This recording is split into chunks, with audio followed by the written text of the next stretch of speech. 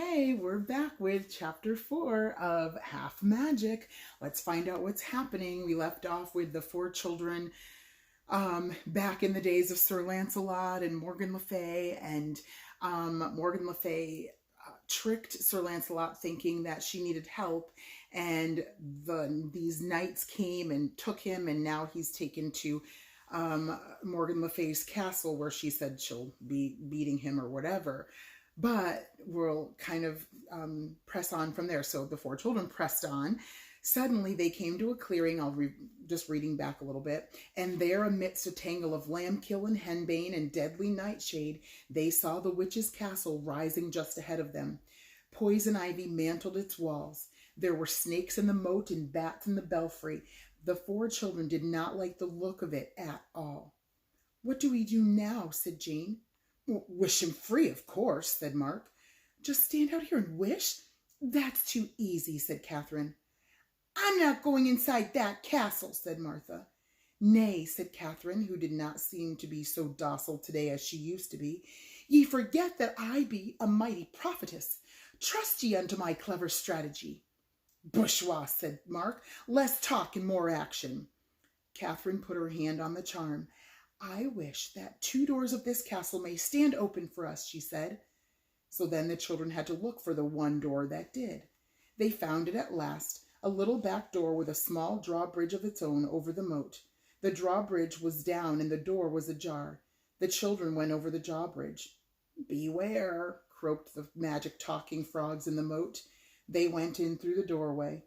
A long, dark passage lay beyond. "Beware," squeaked the magic talking mice in the walls. The children went along the passage. It wound and twisted a good deal. The magic cobwebs hanging from the ceiling brushed at their faces and caught at their clothing, trying to hold them back, but they broke away and pushed on. At last the passage ended at a heavy doorway. From beyond it came the sound of loud voices raised in something that was probably intended to be music. The children eased the door open a crack and peeked through into a large hall. The Red Knight and the Green Knight and the Black Knight were enjoying a hearty meal and washing down each mouthful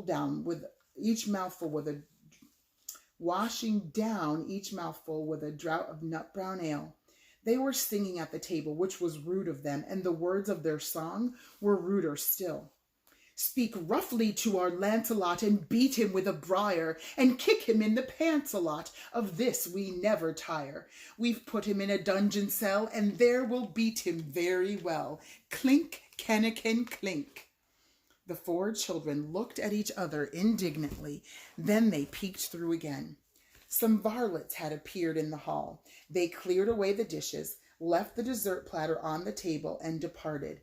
The dessert was a number of round plum puddings, all aflame with blazing blue brandy. The Black Knight stood up to serve them. At that moment, Catherine remembered a story she had once read. This is why reading is important. She decided to have some fun with the 3 knights. Oh, you're going to love this part. This is where it gets really, really good. Just hold on. "I wish 2 of those puddings were stuck to the end of your nose," she cried, putting her hand on the charm and staring straight at the Black Knight through the crack of the doorway. And immediately, one of them was. Now, I don't normally do this, but I will for today so you can see what just happened.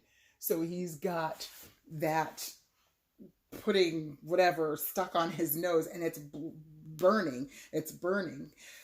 But this pudding, unlike the one in the story, was still burning blue with brandy fire, so that not only was it humiliating to the Black Knight, but hurt a good deal as well. And furthermore, his long black whiskers, of which he was inordinately proud, began to singe badly. He gave a wild howl, and his face turned nearly as black as his garments with rage. "Odds blood, who hath played this scurvy trick upon me?" he cried, beating at his nose and whiskers with his hands, and then yelling with pain as the flames scorched his fingers. "Tee!" tittered the Green Knight. "You look very funny." The Black Knight whirled on him. "Be it you, then, who hath played this scurvy trick?" he cried. "No, it be not I," said the Green Knight, "but you look very funny just the same." "Oh, I do I?" shouted the Black Knight in a passion, and he whipped his sword out of its scabbard and swapped off the Green Knight's head. The Red Knight jumped to his feet. "I say, Albemarle, that was going a bit too far," he cried. "Oh, I don't know," said the Black Knight. "He was exceedingly provoking. Come and help me get this great pudding thing off my nose." "Well," said the Red Knight, looking at him rather dubiously, "I don't know if I can, but I'll try."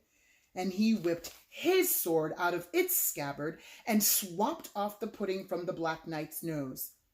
Unfortunately for him, he swapped off a good bit of the nose, too. The Black Knight gave a wild bellow and hurled himself at the Red Knight, sword in hand. The Red Knight parried his thrust. A moment later, they were joined in deadly combat, leaping about the hall, smashing furniture, and hacking off parts of each other with the greatest abandon. Did you catch that? They were hacking off parts of each other. Behind the door, the four children shut their eyes, held their ears, and cowered, trembling in each other's arms. The combat did not last long. 2 sword blades flashed in the air, and a second later, 2 heads fell on the floor, followed more slowly by 2 bodies. There was a silence. Catherine hadn't meant her wish to end in such a gory and final way, but she reminded herself to be bloody, bold, and resolute, and crept through the door into the hall, followed by the 3 others. All 4 averted their eyes from what they would have seen if they had looked at the floor. "I do think you could have managed it neater," said Jane. "How can we get through to the dungeon with all these different pieces of night lying around underfoot?" "The point is that I managed it at all," said Catherine more cheerfully than she felt. "And we don't have to walk. We can wish ourselves there." She put her hand on the charm and wished that they were twice as far as the dungeon door, and that she had 2 keys to the dungeon in her hand. After that, of course, it was but a matter of turning the key, and out walked Sir Lancelot, followed by several dozen other knights who had also been prisoners of the enchantress and her friends, and who looked somewhat the worse for their daily beatings. The other captive knights fell on their knees, kissing the 3 children's hands and hailing them as their deliverers. Sir Lancelot also thanked the children quite politely, but somehow he didn't seem so happy to be free as the children had expected he would. A moment later, when the other captive knights had left to resume their interrupted quest, the children found out why. "You saved me by magical means?" Sir Lancelot asked. "That's right," said Catherine proudly. "I did it with my little charm."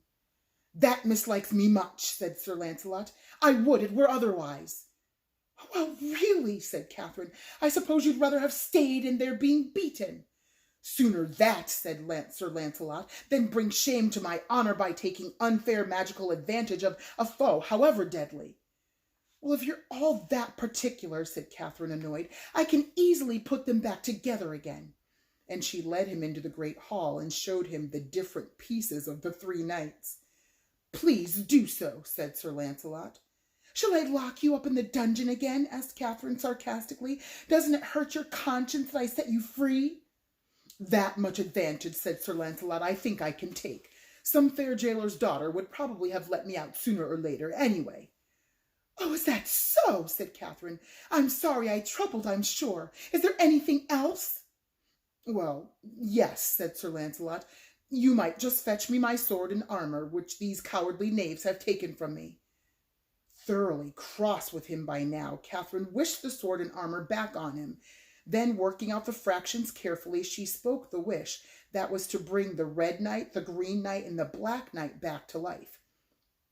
It was very interesting watching the different pieces of the different colored knights reassembling themselves on the hall floor, and the 4 children were sorry when it was over. But by then, something even more interesting was going on, because by then, Sir Lancelot was fighting the 3 knights single-handed, and that was a sight worth coming back many centuries to see.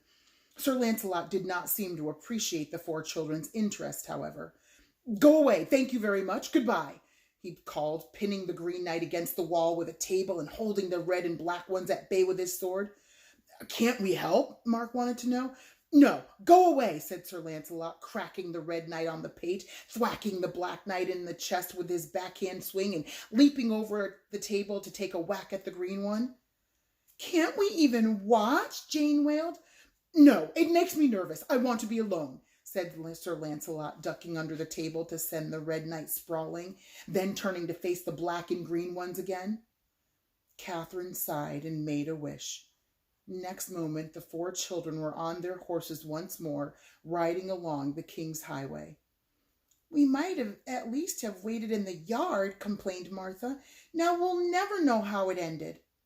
He'll come out on top, trust him, said Catherine. I do get tired of people who are always right all the time. Anyway, we'll be seeing him again, I imagine, at the tournament.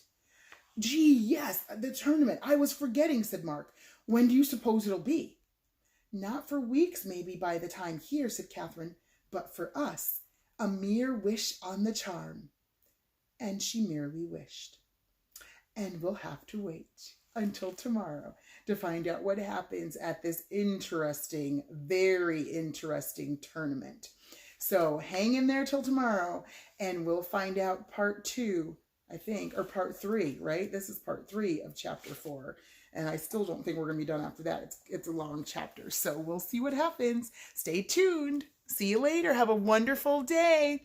Lots of love. Bye.